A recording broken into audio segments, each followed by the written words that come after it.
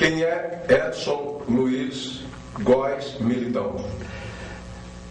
Gilberto Edson Luiz Góes Militão da Silva é um cidadão que nasceu de um pai cearense, de uma mãe paranaense, em Prudentópolis, por razões incríveis.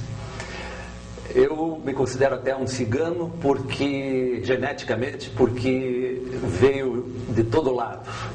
Meu pai nasceu em Fortaleza, foi para Manaus, veio servir o exército aqui em Curitiba, passou para a aeronáutica, casou com a minha mãe, que é paranaense, filha de um juiz e promotor de Aracaju, no Sergipe, Ernesto de Araújo Góes, que juntou-se tudo isso e acabei eu nascendo em Prudentópolis, porque o meu pai foi a Prudentópolis, ele era da aeronáutica nessa época, ele tomava conta do campo da aviação na Segunda Grande Guerra e eu acabei nascendo. Perdi o meu pai com 11 meses, não cheguei a conhecê-lo. Aí viemos para Curitiba, então eu acabei conhecendo Prudentópolis realmente depois de 19 anos, quando fui buscar a minha certidão de nascimento lá, porque o nome estava errado, o Góes estava com I e a minha família toda é Góes com E. E assim foi a minha vida inicial, depois vivendo aqui em Curitiba, bairro das Mercês, onde praticamente vivi toda a minha infância, jogando peladinha, estudando e já começando a ouvir rádio, mas que é um outro papo, que na sequência a gente vai conversar aqui. Mas eu devo dizer que tenho 2 irmãos, uma irmã que é mais velha, a Janine, e o meu irmão que também foi radialista, foi jornalista, é advogado, que é o Júlio Militão, foi presidente agora recentemente do Conselho Deliberativo do Curitiba Futebol Clube, e eu não segui as mesmas tendências clubísticas do meu irmão, mas isso também é outro papo. Como é que era essa história de ouvir rádio desde criança? O que você lembra de mais remoto com relação a isso? Sérgio, é interessante, porque o rádio dos anos 50 era para mim assim, uma paixão. Primeiro, eu não tinha rádio. Eu tive uma infância muito difícil. E naquela época a rádio era caro e nós não tínhamos. Eu ouvia o rádio do vizinho, ouvia a rádio do armazém da esquina, mas já tinha aquela paixão. Eu me lembro que o primeiro rádio que nós compramos, eu comecei a ouvir a Rádio Nacional, do Rio de Janeiro. Ouvia o Beto Centelha, que era uma novela muito boa da Rádio Nacional. Ouvia o programa César de Alencar. A minha vida começou assim ouvindo rádios de fora. E rádios daqui, eu comecei indo aos auditórios. Em O Belarmino, em A Gabriela, para mim foi o máximo, a maior dupla que apareceu até hoje, acho que no Brasil. Ia na Rádio Guaracá, assistia os programas infantis de calouros, os programas Clube Mirim, na B2 também, tinha o programa Prozinha da Fortuna, tinha o programa do Cineac Rádio, tinha o programa do Elon Garcia, que ele fazia no campo na sede do Curitiba. Então, a minha vivência em rádio aqui, ouvindo, foi mais, aliás, do rádio aqui, no início, antes de entrar no rádio, foi mais assistindo do que ouvindo propriamente. Agora, ouvindo rádio, o que me despertou muito foi nos anos 52, 53, 54, principalmente, quando comecei a ouvir futebol, aquela paixão, que você começa a jogar futebol na infância e gosta do futebol, Brasil na Copa da Hungria. Se você me perguntar hoje, na Copa da Suíça, se me perguntar hoje a escalação da Hungria, eu te digo porque eu ouvia a Radiodifusora de São Paulo, os boletins da Radiodifusora de São Paulo, com o José Góes, com o Ari Silva, todos os dias, 54, tinha 12 anos, eu via todos os dias e aquilo me fascinava. Então aquela seleção húngara de futebol, com Grostes, Bozkis, Lantos, Zacarias, Cox, Ideguchi, Puskás, Zibo, foi uma coisa assim apaixonante para mim, e o Brasil chegou e jogou com a Hungria e perdeu de 4-2. A partir dali, o rádio esportivo para mim passou a ser uma coisa assim fantástica, e eu comecei a ter meus ídolos, que foram Pedro Luiz como narrador e Ethel Rodrigues, o repórter. Aquele Ethel Rodrigues me chamava a atenção porque era um repórter que fazia perguntas assim gostosas, ia na casa do entrevistado, pela Bandeirantes daí, já não era difusora. Ouvi muita Tupi de São Paulo também, ouvia preliminares do Rio narradas pelo Valdir Amaral, me lembro, o Valdir fazia preliminar, jogos de aspirantes, Vasco e Flamengo, eu era Vasco, meu irmão era Flamengo, então aquela guerra, a gente jogava botão, então dia de Vasco e Flamengo parava-se, e eles transmitiam preliminar. O Duvaldo Cosi, que foi fantástico, acho que talvez o poeta do rádio, o cara mais fantástico que eu vi no rádio, que ouvi no rádio foi o Duvaldo Cosi, e depois eu passei por uma outra fase de ouvir rádios do exterior. Foi um outro fascínio meu, essa genética cosmopolita que depois eu vinha a ter, acho que começou aí, porque eu comecei a ouvir a rádio da Suécia, a rádio difusora da Suécia, escrevia para lá. Uma vez eu recebi um cartão da rádio da Suécia com o Palácio do Rei Gustavo Adolfo, que depois foi abraçar o Pelé, Djalma Santos, o Gilmar, na Copa do Mundo de 58. Eu recebi da rádio difusora o Palácio com o rei, quer dizer, fotografia do rei, mas foi, para mim foi, para aquela época, foi uma coisa assim fantástica. E depois a rádio do Cairo, tinha muita correspondência com a rádio do Cairo, a rádio de Praga, ouvi várias vezes também, e a BBC, mas a que mais me fascinava mesmo era a rádio difusora da Suécia. Então esse foi o meu início de gostar de rádio. Aliás, eu me considero um cara que entrou no rádio não por ser intuitivamente ou talentosamente radialista. Eu não tinha vocação para o rádio. Eu me lembro, por exemplo, do Gilberto Fontoura, que está aí, que eu gosto muito do Gilberto, a gente estudou junto no colégio estadual e tanta coisa. O Gilberto, o meu irmão também, nasceram para ser radialista. O Gilberto narrava futebol ali no colégio estadual, enquanto a gente fazia as peladinhas lá, ele estava narrando, o Ayrton Cordeiro também, a gente subia ali tinha uma espécie de uma cabine, a gente narrava. Eu não me sentia assim, com nenhuma condição de trabalhar em rádio, não tinha essa pretensão, e não tinha o talento para isso. Sabe por que eu entrei em rádio, Sérgio? Eu entrei em rádio porque eu era tímido. Eu achava que, e isso na minha vida, sempre foi assim. Eu procuro quebrar as barreiras. O que é difícil, eu procuro enfrentar o difícil para quebrar. Sabe? Tipo assim, eu não posso ficar com medo. Era uma forma também de me proteger. Talvez até pela minha infância, a forma como eu tive de ter uma mãe viúva maravilhosa que eu tive. Então essa proteção minha, eu tinha que avançar, e uma forma delas foi o rádio. E o rádio abriu fronteiras. Edson, conta um pouco para nós da sensação de ter passado uma infância inteira e chegar até a maioridade sem o pai desde a tenra idade. Olha, para mim, Valmir, sinceramente não foi difícil. Eu acredito que tenha sido mais para o meu irmão e para minha irmã, porque eu tinha 11 meses. Então, é o tal negócio, né? Você pergunta, é mais difícil você perder a visão ter um tanto de visão depois, ou nascer cego? Eu, fazendo uma trágica analogia, eu diria, eu teria nascido praticamente cego, então eu não via o meu pai, não conhecia o meu pai, então o carinho tão grande que eu recebi da minha mãe foi uma compensação que não me fez, não me trouxe um sentimento de revolta ou de vazio, sabe? Eu sempre fui no cemitério, todos os dias de finados e fora disso, com a minha mãe lá, sabia que ele estava enterrado lá, que eu tinha um pai, que foi assim, tal, fotografia, mas não tive essa dor, assim, de não ter tido pai, sabe? Não senti, sinceramente eu não senti. Sim, um grande respeito e sabendo que ele estava numa ótima e sempre me protegendo onde é que ele estivesse. Edson, Rádio Independência do Paraná, fundada em 1963, em setembro de 63, e propriedade dos ex-deputados Calil Maia Neto e Jorge Nassar. Um sábado à tarde, final de setembro de 63, um jogo do Ferroviário na Vila Capanema, do Dorival de Brito. Foi o meu primeiro trabalho com você. Você cobrindo o Ferroviário e eu, a outra equipe da qual não recordo. Uma das primeiras partidas do jovem Cicupira. Ele fez um gol de bicicleta e o diretor do Botafogo, Zoldo Rabelo, na arquibancada, assistindo o jogo, o contratou. Eu queria que você... Foi teu começo, foi a primeira transmissão esportiva da Rádio Independência com narração de Vili Gonza. Eu queria que você atualizasse, corrigisse ou corroborasse essa informação, e você foi o repórter da estreia da rádio. Nós fomos, né? Nós fomos. Nós dois. Verdade? Gilberto, verdade. Gilberto, teve duas fases para mim de rádio. Teve a fase, digamos, do Big Band.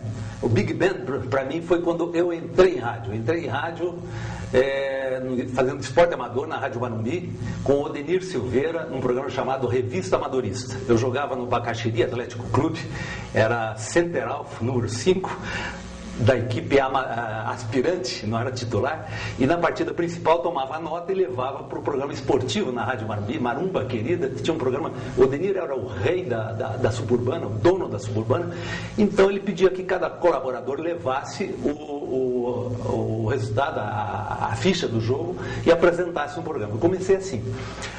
Aí da Morumbi passei do amador, passei para o profissional, com o Cunha, o Curi Saliba, o Reinaldo Cunha, uma equipe maravilhosa, o William Sade, o meu irmão Júlio Silva e tantos outros. Mas a Marumba foi uma fase assim de explosão, como eu disse. Ali eu senti que eu poderia desafiar aquilo que eu havia falado anteriormente, os meus medos, a minha timidez.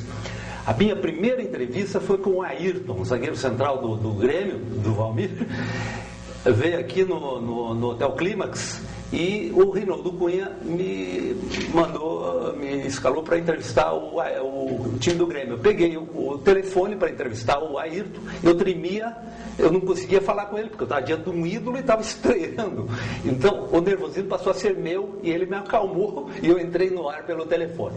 Passou a Morumbi, que eu tive episódios incríveis lá, pedi demissão, tive a minha fase de bad boy também, pedi demissão por telegrama, mandei um telegrama e pedi demissão, pois assim, solicito demissão por razões de maiêutica, que até hoje o pessoal me pergunta o que é maiêutica, que é o Sérgio, essa filosofia do socrática e tal, mas naquela época, imagine. Mas na Marumba, eu cheguei a entrevistar o Ney Braga, quando o Brasil foi campeão do mundo, em 62, fui na casa do Ney Braga, com um gravadorzinho geloso, entrevistar o governador. Então, foi mais um dos desafios. Isso que o rádio é maravilhoso, não tem preço que pague. Porque eu precisava chegar e enfrentar feras assim como um ícone, como o Ney Braga, na casa dele, governador do estado. Eu começando, cara novo ainda e tal, fui lá. E o Ney Braga atendeu muito bem na casa dele, mas sempre deu aquela pitadinha de gozação, né? Ele disse: bom, vou mandar minha saudação. O Gilberto imita bem. Gostaria de ser o Gilberto agora para imitar o Ney Braga. Eu, atendendo a sua solicitação, quero mandar meu abraço a todos os campeões do mundo, os bicampeões do mundo. Será que a Marumba chega lá? Eles estavam no Chile. Aí, mas deu a entrevista. E tive um outro episódio da Marumba que foi fantástico. A Morumbi era uma rádio pequena, era a Guaracá e a B2, as grandes, a Morumbi corria por fora. Mas era uma rádio atrevidinha, ela sempre estava ali, beliscando no esporte e tal. Aí eu pego e vou. O Clube Curitibano completa 80 anos e eu me candidato a uma carteirinha de sócio da imprensa, parece que está, do Clube Curitibano. Aí eu estou, de repente, dentro do Curitibano, me bate Ferrante presidente, ele que foi radialista, trabalhou na Rádio Morumbi, me convida para sentar na mesa da presidência, eu com o gravadorzinho geloso, imagine, gravar o baile que tem a ver, mas para a época tinha, gravar o baile do Clube Curitibano 80 anos ali na Barão, naquela sede suntuosa, Chico Buarque e Nara Leão, o show dos dois, champanhe na mesa e tal. Assim me senti o rei, né? Tive que alugar o smoking, claro. Então foram 2 episódios que me marcaram na Rádio Morumbi. Mas daí veio o salto quântico, que foi a independência. Aliás, depois disso passei ainda pela Cultura, que foi uma rádio que me deu um bom degrau, um ótimo degrau, como com a Laura Ribeiro. E um dia o Willy Gonzer, ouvindo o rádio, me ouviu, e eu não conhecia o Willy, e me convidou, me telefonou para a rádio e estavam montando a equipe da Independência. Foi uma das melhores sensações que eu tive, você ser convidado para uma coisa nova, que é a Rádio Independência. O Gilberto falou certo, no dia 1º, 7 de setembro, acho que foi o dia da Independência que inaugurou, 7 de setembro de 63, inaugurou-se a maior rádio que eu tenho notícias aqui em Curitiba, talvez até no Brasil, em termos assim de como começou. Evidente que tiveram rádios fantásticas no sul do Brasil, no Brasil todo, mas a forma como a independência começou foi arrasadora. A independência chegou a ser 95% de Ibope, 90%, 80%, foi uma coisa incrível. Uma equipe com Adelson Alves, bom, primeiro com dois ícones, né? Jair de Brito e Willy Gonzer. Jair de Brito, o maior homem que passou em termos de rádio que eu conheci, e o Willy Gonzer em termos de esporte, tudo que eu conheço, que posso dizer profissionalmente, foi Willy Gonzer, que me ensinou a ser profissional. Até então, eu era rádio amador, passei a ser um radialista profissional na independência. E nesse dia, Gilberto, que nós trabalhamos juntos, foi talvez assim a estreia. Você, como um jogador de futebol, vai jogar pela primeira vez no Maracanã. E o teu técnico é o técnico campeão do mundo, que era o Willy Gonzer. E o presidente é o João Avelange, que é presidente da FIFA. Então era isso, era o Jair de Brito, o máximo de entendimento de rádio que existia. Willy Gonzer, top, na época, vindo da Rádio Gaúcha, com toda aquela experiência, já numa Copa de 62 que ele tinha feito no Chile pela Gaúcha, e com todo aquele know-how do Willy e aquele profissionalismo que eu não conhecia, nenhum de nós conhecíamos. Eu e o Gilberto éramos os dois repórteres. O Gilberto tinha sido contratado já, e eu, pelo Willy Gonzer ter me ouvido na Rádio Cultura, me contratou. Então aquilo foi incrível. E a gente estreou realmente nesse dia. Eu cobri o Ferroviário, o Gilberto me parece que eu curti, mas acho que foi Ferroviário e Água Verde, e o Cico Pira fez um golaço de bicicleta e foi contratado. Foi o boom do rádio para mim, foi a independência. Edson, o tímido, que superou a timidez e se transformou-se num repórter, hoje, passado esse tempo e fazendo essa memória, que estilo você era de repórter no rádio?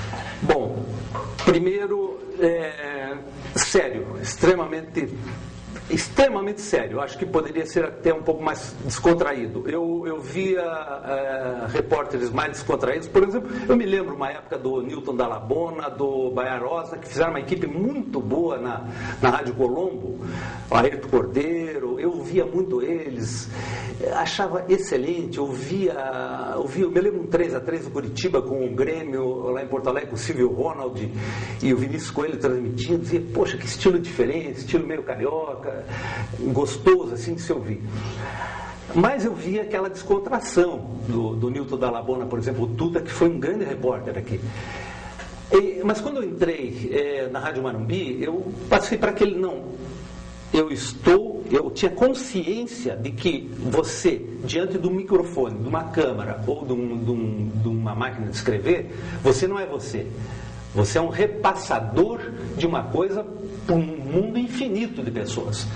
Então a tua responsabilidade é muito grande. E eu aprendi isso no jornalismo. Você não pode ter amigo nem inimigo. Então na hora que eu entrava assim, no microfone, depois passou a ser numa televisão ou num jornal, eu não tenho amigo nem inimigo. Então o meu estilo, Sérgio, foi sempre um estilo sóbrio. Eu acho que sóbrio demais até a ponto de eu, quando assisto determinadas entrevistas minhas, assistia na televisão, gravava às vezes, eu, poxa, eu sou meio sem graça, muito seco. Mas ninguém chiava, né? Ninguém reclamava disso. Eu achava que podia me soltar um pouquinho mais, mas tenho dificuldade para isso. Aí talvez me falte ou esse talento para me soltar, sabe? Ousadia. Eu me policei muito, porque eu sempre abominei o ridículo. Eu procurava não ser o ridículo, sabe? Até hoje, quando eu vejo alguém entrar no ridículo, digo, isso não posso ser. Então, essa vigilância, essa cobrança que eu tenho para cima de mim, me faz sempre ser um profissional extremamente, talvez, sóbrio. Eu diria sóbrio, falava. Edson, um dia, até para me preparar para essa entrevista, eu fui procurar lá nos meus arquivos e encontrei uma matéria que eu achei interessante que tu contasse aqui para nós agora. O Edson, nada mais, nada menos, entrevistou o João Avelange e logo em seguida o Saldanha. O João Avelange dizendo que ia mudar o comando da seleção e logo em seguida ele entrevista o Saldanha, o Zagallo, que era o técnico da seleção. Conta essa passagem para nós. Foi incrível. Primeiro, porque você veja como são as coisas. A gente tem que levar sorte também, né? Isso tudo eu dou graças primeiro a assim, essa força assim, espiritual, que às vezes eu sinto vindo não sei de onde, que me coincide e vem. E segundo, os grandes profissionais que eu tive, que foram o Willy Gonze, na época, e o Jair. Porque o Willy Gonze dava todos os elementos. Você sem os elementos não consegue fazer. Então, o Willy deu essas oportunidades. Tinha que ir para o Rio, e o Gilberto sabe muito bem disso. Naquela época era muito difícil. O Willy sabe o que ele fazia? Ele pegava, diária. Isso é importante que se diga, porque até hoje eu sinto que não é bem assim. Foi o maior exemplo que eu tive, porque eu via de um semi-profissionalismo, semi-amadorismo, onde você ia viajar, tinha diária, mas o comandante da equipe que levava o dinheiro, distribuía, agora vamos almoçar, tal, o cara pagava, ficava... O Willy, a primeira viagem, me assustou, porque era um deus, o Willy Gonze. Aí ele chega, vai para o Rio de Janeiro, digamos, a diária naquela época era R$100, olha, vamos ficar 3 dias, está aí R$300 para você, 300 para mim, ele pegava na mão dele, pegava no contador, e 300 para o Rafael Iatauro, que era o comentarista. E ia para o Rio, cada um, olha, comam onde quiserem, de preferência juntos, mas se quiserem comer sanduíche, se quiserem estrogonofe, então isso foi sensacional, sabe, a forma que nem sempre se usa hoje. E faça o que você quiser, quer dizer, o respeito do profissional. Então eu tenho assim, uma gratidão pelo Willy e pelo Jair, de tal forma, porque além deles serem muito inteligentes profissionalmente, eles foram humanos e passaram um profissionalismo diferente no rádio daqui. Agora, nesse episódio, por exemplo, se eu não tivesse esses elementos, eu não teria conseguido. Eu fui para São Paulo, tinha as condições, e foi me passado essa possibilidade de ficar hospedado lá em São Paulo. Desculpe, eu estou aqui pulando uma data. Já não era independência. Mas eu acho que foi Rádio Clube Paranaense. Colombo, acho que era. Colombo, exatamente. Mas eu já vinha de uma escola onde eu exigia isso. Porque foi em 69. A independência fiquei até 66, quando eu saí para ir com o fundo de garantia para a Copa da Inglaterra. E em 69, então, pela independência, pela Colombo, eu fui em São Paulo, fui no Rio de Janeiro, estava a maior fuzuê sobre a queda do Saldanha. A primeira pessoa que eu peguei foi o Pelé. Daí o Pelé falou para mim, eu tenho essa gravação. O Pelé disse para mim o seguinte: bom, eu já falei várias vezes sobre isso, tal, mas como você é do Paraná, está chegando agora, eu vou te dar essa entrevista.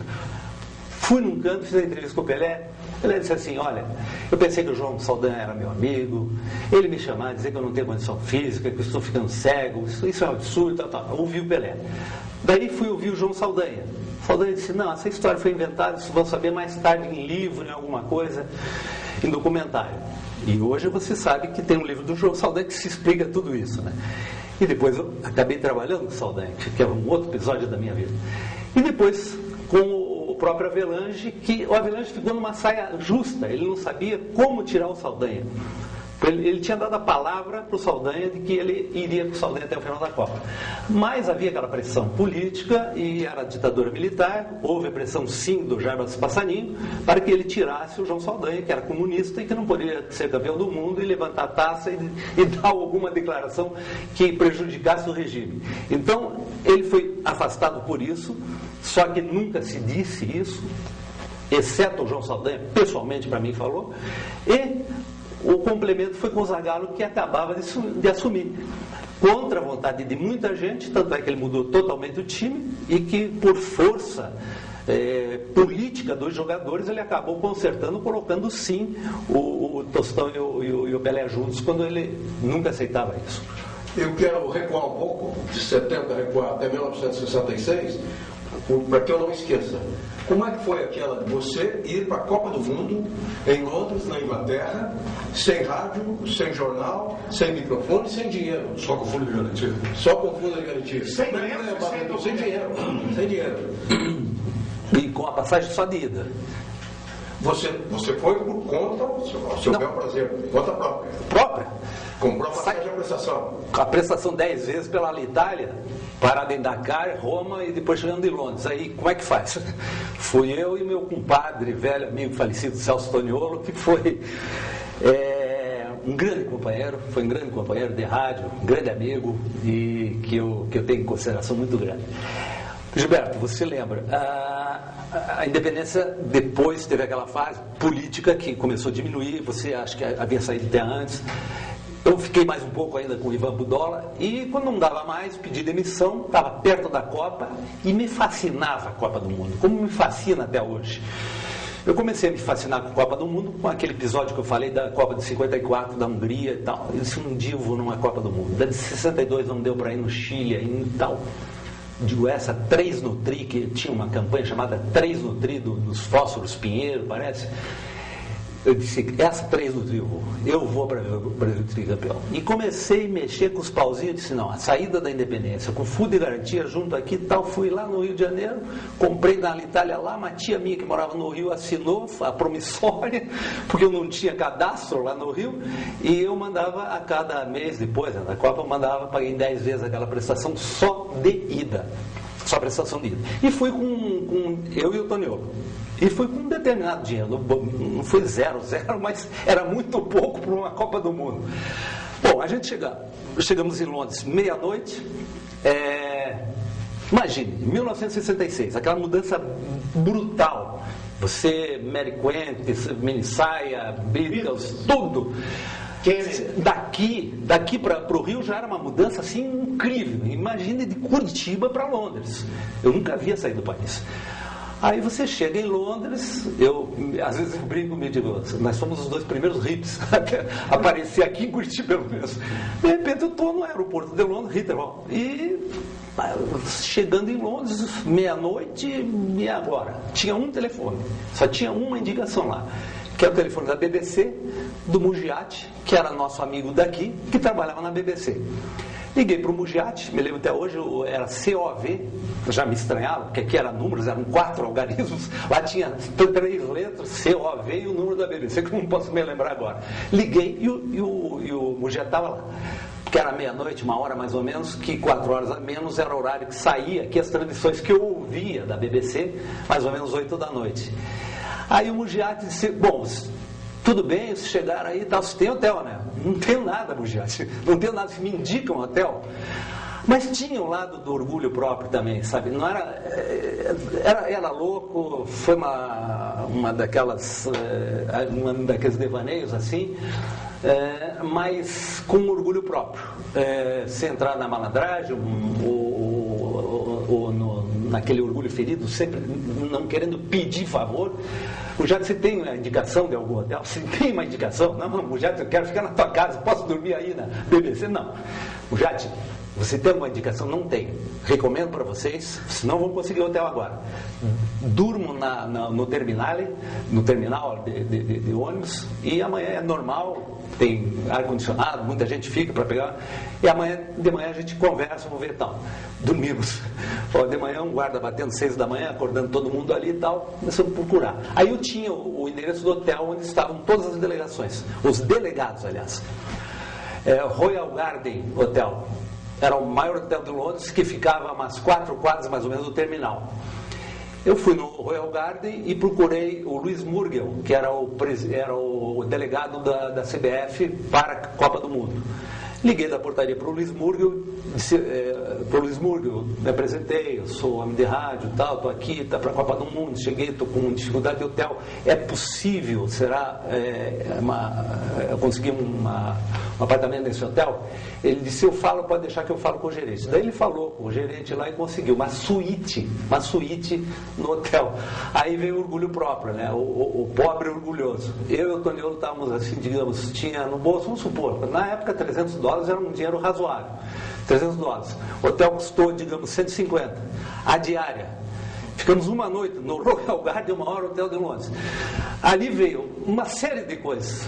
O orgulho, o falso orgulho, o pobre orgulhoso, sabe, aquela, não tinha nada, ele dizia, não, obrigado, sai daqui, vou dormir mais um dia na rodoviária, mas aquela, não, o cara ofereceu, se ele ofereceu, eu não posso dizer não, ele não estava pensando que eu estava com $300 no bolso, então tinha que enfrentar, paguei, e pagamos, né, e começamos a procurar. Daí sim, Pensão da Dona Maria, Casa do Brasil, albergues e tal, e fomos indo. Aí assistimos a primeira partida, que foi, aliás, assistimos a primeira partida no Wembley, que foi 0-0 de Uruguai e Inglaterra, e perdemos com isso a estreia do Brasil, que ganhou da Bulgária 2-0. Perdemos esse jogo. E assistimos as outras duas que o Brasil perdeu. Aí tomamos duas, de 3-1 da Hungria e de Portugal, e voltamos. Daí sim, fomos à Embaixada do Brasil e conseguimos eu tinha uma passagem de volta, eu não tinha o trecho de Londres até o Rio. Eu tinha uma Rio-Lisboa e que eu inverti Lisboa-Rio. Faltava o trecho de Londres até Lisboa. A Embaixada do Brasil conseguiu um navio que nós fomos até Lisboa, e de Lisboa a gente voltou. Fomos os primeiros brasileiros a voltar. Eu me lembro até hoje que até o Ville... Cheguei no Durival de Brito, um sábado, o pessoal da tribuna entrevistando, tal, os primeiros brasileiros que chegaram daqui, tal, frustrados e duros, né? Daí eu cheguei no Rio de Janeiro, emprestei dinheiro da minha tia, inclusive, para vir de ônibus para Curitiba, e a gente assistiu a Copa do Mundo. Quer dizer, assistiu 2 partidas, mas ia a Copa do Mundo. Aquilo foi um negócio, né? Eu digo, então, agora eu vou preparar para 70.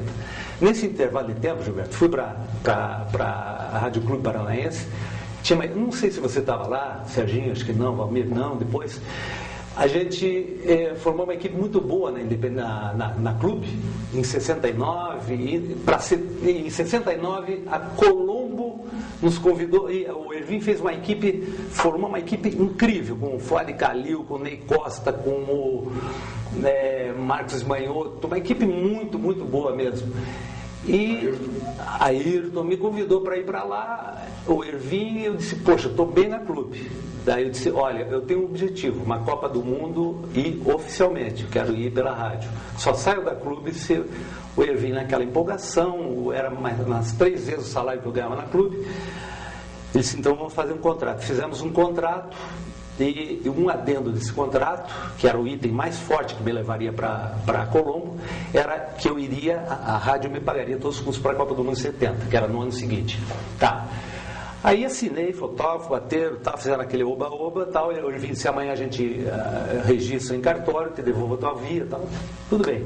Passou um dia, uma semana, 5, um mês, poxa, como é que faz? E não vinha a minha via. Aí quando completaram-se 2 meses, eu vi que era golpe mesmo. Disse, Ervin, aonde é que está? Ele dizia, sempre que estava no cofre. Olha, eu extraviei o teu contrato. Quando ele falou isso, eu vi que estava falando com uma pessoa que não era séria, eu vi que estava falando com uma pessoa que deu o golpe, doloso, e que eu tinha entrado na maior fria do mundo.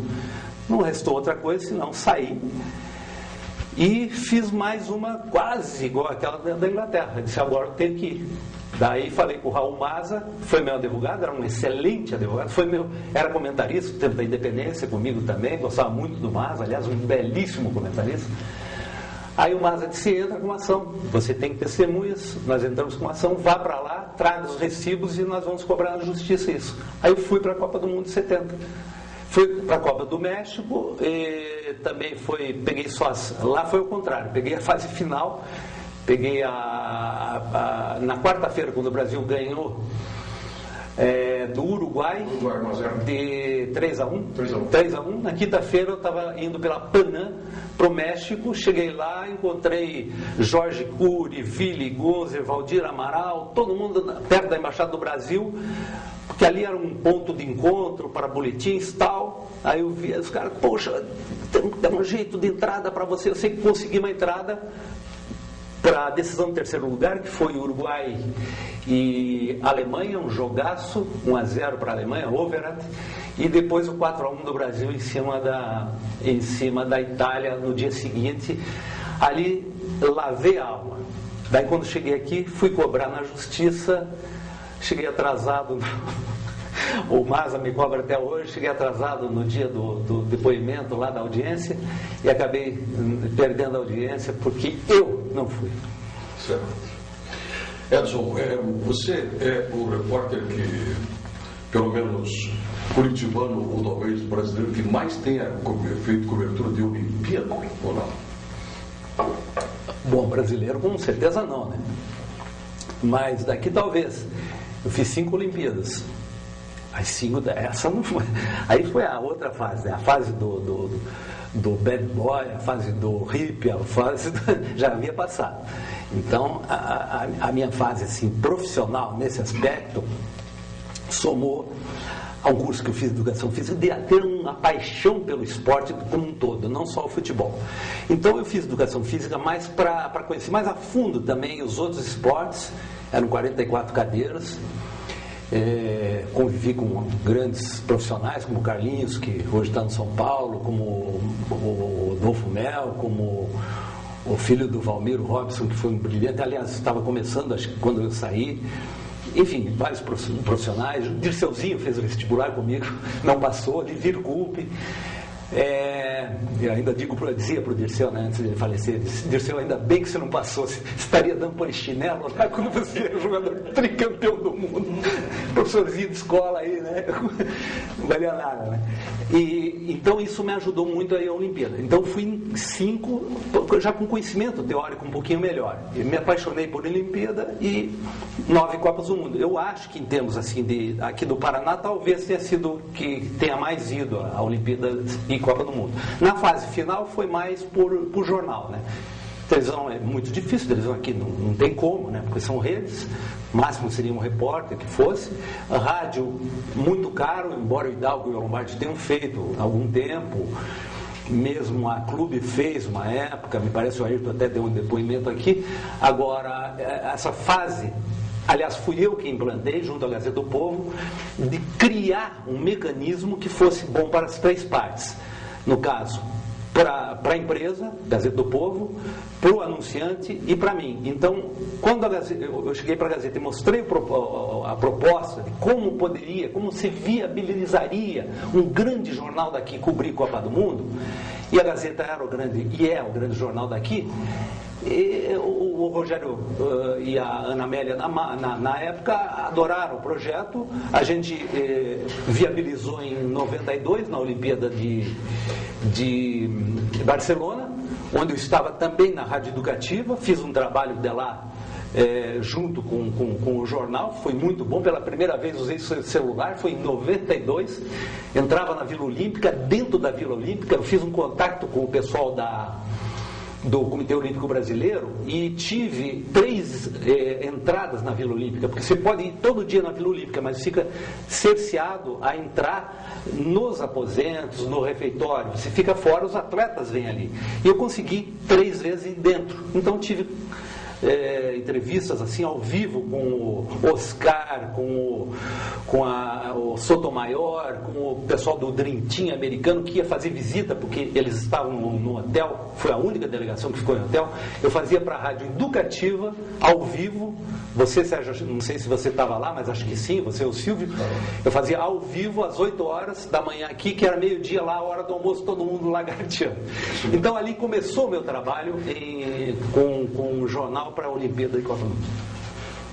Edson, mudando um pouco o rumo dessa prosa, você é um camarada muito politizado, né? E sempre foi mais do lado da esquerda do que do centro ou da direita. Você tem algum arrependimento, ou tem alguma frustração da esquerda, ou você acha que com os últimos acontecimentos, principalmente, né, falando do lado financeiro, né, que é acontecido com os Estados Unidos, há uma certeza do que muita gente que pensava diferente do que os americanos estava certo? É profunda essa, né? E foge um pouquinho, não foge do esporte. Aliás, Valmir, foi bem colocado, tem tudo a ver com o esporte, sim. Só que, assim, seria muito longo, é difícil o poder da síntese. Vou tentar, tempo de televisão, né, Gilberto? Porque você tinha que dizer, tem 3 minutos. Bom, eu sempre fui ao contrário. A cinta da minha calça está do lado ao contrário, os botões da minha camisa são do lado contrário. Eu, primeira vez que fui dirigir, peguei uma Kombi e fui do lado contrário. Eu era para ser sinistro, eu acabei sendo destro e hoje tenho dificuldade por escrever com a esquerda. Então é uma coisa que parece. E politicamente é uma coisa assim que eu nunca tive, eu não entendia nada de direita, esquerda, quando era jovem, aquilo. Quando comunista comia criancinha, sempre tinha aquele papo, e tinha um senhor que era chamado de comunista perto da minha casa quando eu era pequeno, eu assustava e tal. Mas como eu disse, eu sempre procurava ver um outro lado. Então o negócio não era que quando você de esquerda, direita, contra, por favor. Pô, você tem que descobrir o outro lado. Eu vou ter que contar um episódio bem rapidinho, porque isso envolve rádio também. Quando eu estava na Independência, a Independência foi uma rádio que foi caçada, foi tirado o cristal do ar em função disso. Foi problema político, a última hora ficava embaixo da Rádio Independência e todo o departamento jornalístico da Rádio Independência era feito pelo pessoal da última hora, que foi apedrejada ali no 5º andar, onde a gente ficava fazendo esporte, os boletins do esporte dali. No edifício Asa. Então, eu comecei a ter essas noções políticas mais ou menos nessa época, nos anos 60, mais ou menos, que eu comecei a politizar. Mas daí, eu tinha uma coisa assim comigo, quer dizer, poxa, mas eu tenho que ver o outro lado. Eu tinha curiosidade de saber o que é o comunismo, o que é o outro lado da medalha, para saber, para depois pôr na balança e julgar. Só sabia um lado americano, você só respirava uma cultura, então você tem que ver a outra e depois pelo menos ter a possibilidade de avaliar, certo? Senão você é induzido. Então eu tinha sempre na minha vida, foi assim, tenho que ver o outro lado, seja na religião, seja em qualquer aspecto, eu tenho que ver os dois lados para mim, eu, pessoalmente, sem nenhuma influência, tirar minha conclusão. Então, politicamente, Valmir, eu comecei a estudar russo. Eu estudei russo, acho que um ano e meio, mais ou menos, na universidade, porque o meu objetivo era estudar na Patrício Lumumba, em Moscou, física nuclear. Veja só a pretensão.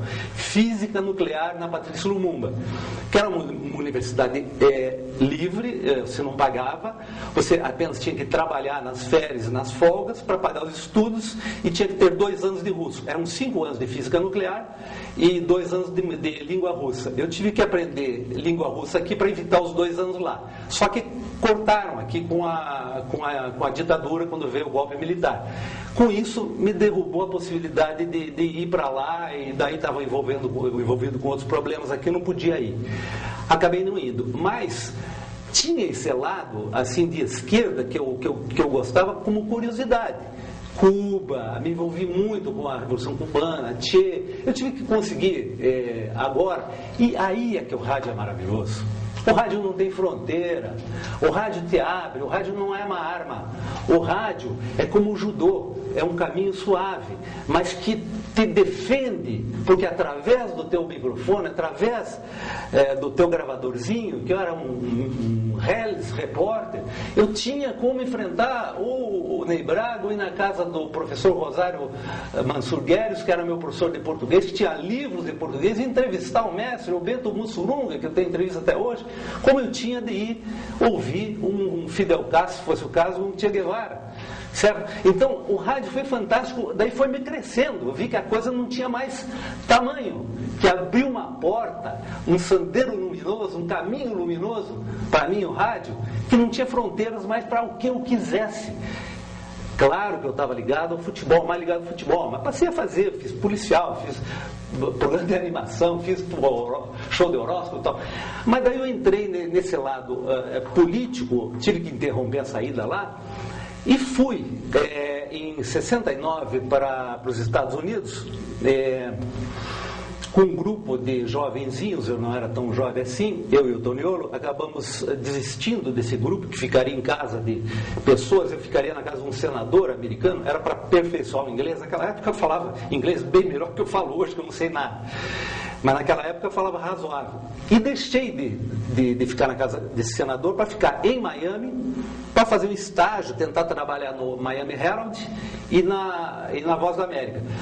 Aí fui freelancer na Voz da América, e um dia a Voz da América mandou que eu fosse entrevistar os cubanos que estavam vindos depois de 3 anos de prisão, de isolamento, aqueles que eram contra o regime, isso foi em 69, ouvi-los, porque eram médicos, eram engenheiros, que o Fidel Castro tinha mandado para cortar cana e tal, eles vinham só com a roupa do corpo, criança, e eu fui no aeroporto, lá entrevistei o pessoal, todo mundo claro, Cuba é um desastre, porque o Fidel era médico, 5 anos, hoje está cortando cana, olha minha mão, eu era não sei o que e tal. Aquilo foi importantíssimo, aquela entrevista comigo. Daí eu cheguei e levei no estúdio da Voz da América D, que era uma sucursal, né, de Miami, e opinei, né? A gravação foi feita com aquele pessoal e dei a minha opinião. Totalmente contrária ao que eles falaram. Eu digo, poxa, eles são absolutamente suspeitos, porque eles estão saindo. Não precisa dizer que o freelancer tinha ido para o espaço, né? Então ali começou. Realmente, aquele Estados Unidos da época era extremista. Você chegava, batiam de frente, não tinha aquele negócio, era mais ou menos como aqui, o regime militar. Poxa, eu tinha levado um livro do Che Guevara, que era o Diário do Che, que aqueles vendiam escondido em banca de jornal, que era só em espanhol. Me confiscaram esse livro lá em Miami. Entende? Então eu comecei a ver os Estados Unidos, que é bem diferente de hoje, com Obama, só para fechar aquilo que eu acho que hoje está no caminho certo. Edson, dentro do que o Valmir falou, eu conheci poucas pessoas tão entusiastas por Fidel Castro quanto você. Poucas pessoas.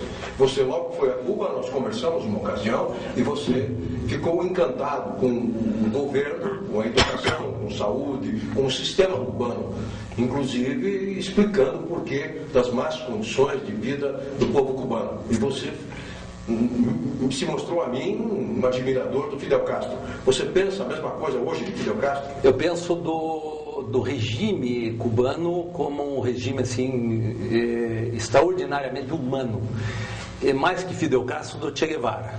O Che, eu tive até a felicidade de estar na Copa América em 97 pela Gazeta do Povo e estar lá quando os legistas cubanos descobriram o corpo dele, e a gente fez uma matéria muito especial com os legistas cubanos. E eu levantei toda a história do Che, eu diria não tanto do Fidel, mas eu tenho uma admiração sim pelo que ele fez, e ele foi o comandante daquela revolução. Mas, Gilberto, o que mais me chamou a atenção, e eu fui 3 vezes a Cuba, nos Jogos Pan-Americanos de Cuba foi fantástico, porque tive contato com muita gente, com Hélio Constantin, que era o editor-chefe do jornal O Grama. E o Hélio me contou toda a história da Revolução, porque ele foi o jornalista convidado pelo Fidel antes da Revolução, quando eles ganharam. O Fidel disse para ele e ele passou para mim. Já morreu o Hélio Constantin, na época que eu fui lá ele já estava com uma certa idade. O Hélio Constantin disse, olha, Edson, o Fidel reuniu médicos, professores de educação física, jornalistas de esporte, sanitaristas, e disse, olha, só tem uma chance dessa revolução dar certo, a gente continuar, se o povo for sadio. Então, tudo que eu tiver de dinheiro, que nós pudermos gerar de dinheiro, vai ser dado à saúde, que é fundamental. Mas antes que vá para a saúde, antes que vá para os hospitais, que o povo tenha saúde. Então, esse médico de saúde, quando a criança está grávida, quando a mulher está grávida, a criança já passa a ser tratada oficialmente pelo médico. A mulher não pode beber, a mulher não pode fumar, a mãe... Enfim, foi uma coisa que me fascinou. E muita educação física, muito esporte, e Cuba explodiu realmente nisso. Ele pegou os melhores professores, fez todos... Então, saúde e educação são 2 coisas básicas que todos os políticos fazem quando vão anunciar uma eleição e não cumprem. Quer dizer, essas 2 coisas básicas Cuba fez. Cuba está certo em tudo? Claro que não. Tem 1000 coisas erradas. Mas o que está certo no mundo? Agora, existe miséria? Não existe. Existe pobreza. Você entra na casa de um médico, você vê uma geladeira vazia, foto do Che Guevara, um Fordão 52, um povo pobre, mas um povo digno. Então a dignidade existe. Então, claro, liberdade de imprensa, outras coisas são discutíveis. Agora, Gilberto, o respeito que eu tenho pelo Che Guevara, que para mim é o ícone, é uma coisa extraordinária. Médico que dá a sua vida para sair em busca de um caminho que não estava dentro da vida dele escrito, que era de médico, que abandona tudo isso em função de uma causa. E isso você vê exemplos de grandes homens como o Gandhi, como o Martin Luther King, as pessoas que deram a vida, o próprio Jesus Cristo. Então não posso, eu acho que todo esse pessoal é de esquerda, porque se ser social, você ter o lado social como prioritário é ser esquerda, eu sou esquerda. Uma pergunta rápida para você responder rapidamente. Você não é formado em jornalismo? Não. Você é formado em educação física?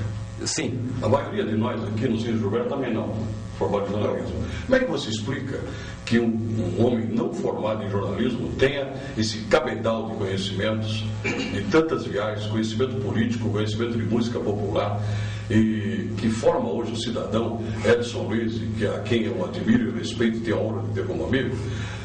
Como se explica isso quando se exige, de repente, hoje no meio da comunicação social, o diploma de jornalismo? Bom, o diploma é uma coisa assim que eu respeito também. E eu vejo grandes profissionais que vieram da escola, da escola de jornalismo. Mas não basta, como muitos médicos que têm o diploma, e às vezes tem enfermeiras melhores. Então, no jornalismo, eu acho, o Serginho, que a oportunidade que você tem, aí vem do ser humano, independe. Então, se perguntar, o Roberto Marinho é jornalista? Não era formado em jornalismo. O Carlos Heitor Coni é jornalista? Não é formado em jornalismo. Poxa, vai dizer, não, o Coni não pode escrever? Então é um absurdo, né? É um absurdo. Então a escola, ela está tentando regulamentar, eu acho muito correto. Claro, eu sou registrado, como eu acredito que todos nós somos, oficialmente nós podemos exercer a função de jornalista, porque houve na época uma brecha onde você, pelo tempo de serviço que tinha, registrava a sua carteira, tem a mesma validade, mas você perguntou como é que você chegou, e isso é próprio do ser humano. Acho que feliz ou infelizmente do Odenir Silveira, que me abriu as portas, eu fui, abriu. Sabe aquela do Leonardo Boff, da galinha e da águia? Sim. É aquilo. Poxa, nós sempre fomos, nós humildes, sempre fomos as galinhas. Poxa, mas será que nós éramos galinhas? Se eu fosse uma águia criada dentro de um galinheiro, eu jamais voaria. Então eu pus na cabeça que eu não era galinha, que eu era águia. Então acho que muitos de nós fizeram assim, e todos vocês três que estão aqui fizeram também. Porque a gente saiu a gente deu um pulo mais alto do que poderia ter ficado. Como está chegando ao fim, uma pergunta rápida, porque a resposta também, né? Um atleta, um jogador de Copa do Mundo que você viu jogar, um técnico e um atleta olímpico. Pelé, lógico. Atleta olímpico, poxa, aí Magic Johnson, não, Jordan. E um técnico de futebol que realmente entende, Tim, Elba de Padua Lima. Então, agora eu pergunto um grande compositor, que você, Chico Buarque. Talento, isso eu sabia. Eu já sabia que você ia responder Chico Buarque. Que um grande mérito do Edson Luiz, um dos mais brilhantes redatores. Eu quero esquecer que o colega radialista, o homem de televisão, Edson Luiz. Eu quero falar do jornalista, do texto de Edson Luiz, que você colocou muita poesia, desde Cecília Meirelles, e poesia do Vinícius de Moraes, do Tom, do Chico, nas suas crônicas esportivas. Isso foi uma coisa proposital. Você, enquanto cobria o futebol, você ficava ouvindo música e sabia da vida deles para poder acrescentar letra de música nas suas crônicas? Não, era no momento. Eu me lembro, por exemplo, na última Copa que eu cobri, estava indo para o estádio para cobrir Brasil e Alemanha, o pessoal cantando Aquarela do Brasil, fiz em cima disso, que a música mais popular brasileira do mundo era Aquarela do Brasil. Aí vem, isso vem. Suas considerações finais, Edson. Bom, 2 minutos para fazer. Olha, eu não queria ser ingrato com ninguém, então eu queria sim fazer, como o Vinícius de Moraes disse naquela música fantástica que é a Bênção. A Bênção Noel, a Bênção Senhor, a Bênção Cartola, a Bênção... Aliás, Ismael Silva, principalmente Geraldo Pereira, que para mim foi um grande compositor, eu queria fazer a minha bênção, pedir a minha bênção a Odenir Silveira, que me abriu as portas no esporte amador, na revista Amadorista da Rádio Marumbi, no Willy Gonzer, a bênção Willy Gonzer, a bênção Jair de Brito, a bênção Reinaldo Cunha, a bênção Júlio Silva, meu irmão, a bênção Alora Ribeiro, a bênção Ivan Budal, a bênção Mebádio Ferrante, ex-presidente curitibano e ex-radialista, pessoa maravilhosa, a bênção Antônio Léo, da TV Manchete, a bênção João Saldanha, só retificando, técnico João Saldanha, e não o Tim. Tim em segundo lugar. E a bênção Luiz Renato Ribas, do Cine Vídeo, que olha, está dando essa oportunidade para tanta gente que conta a sua história, como eu participei aqui, também ouvindo gente como J. Pedro, e sabendo de Gilberto Fontoura, de Henrique Cordeiro, de você, Sérgio, de você, Valmiro. Obrigado a todos. Eu sou muito grato.